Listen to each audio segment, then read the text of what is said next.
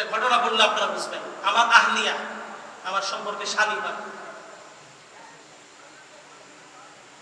লক্ষ্মীপুর অঞ্চলে, গ্রাম অঞ্চলের দিকে বাসা বাড়ি। তো পাক করার জন্য বসছে, রান্না করার জন্য বসছে মাটির চুলার মধ্যে। ভুলবশত শরীরের মধ্যে আগুন লেগে গেছে, চুলার পারে বসছে।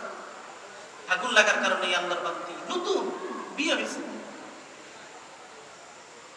দিক বেদিক না পেয়ে কেউ বলতেছে মাটির মধ্যে গড়াগড়ি করতে, গড়াগড়ি করতেছে মাটির মধ্যে। কেউ বলতেছে পানির মধ্যে গিয়ে পুকুরে ঝাঁপ দিতে, পুকুরের মধ্যে ঝাঁপ দিচ্ছে।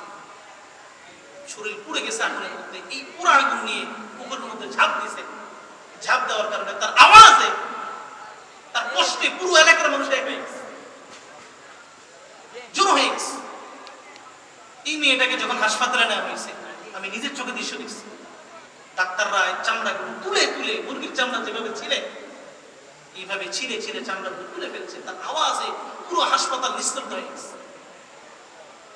দুনিয়ার আগুনে এত মারাত্মক। শুধু তাই নয় বাপ, এই মেয়েটাকে সপ্তাহ দুয়েক পর যখন ড্রেসিং করাইতে গেছে, এই যে তার মধ্যে যে ব্যান্ডেজ গুলো করছে, যখন এগুলো খুলছে শরীরের মধ্য থেকে, ডাক্তাররা পর্যন্ত কান্নাকাটি করছে।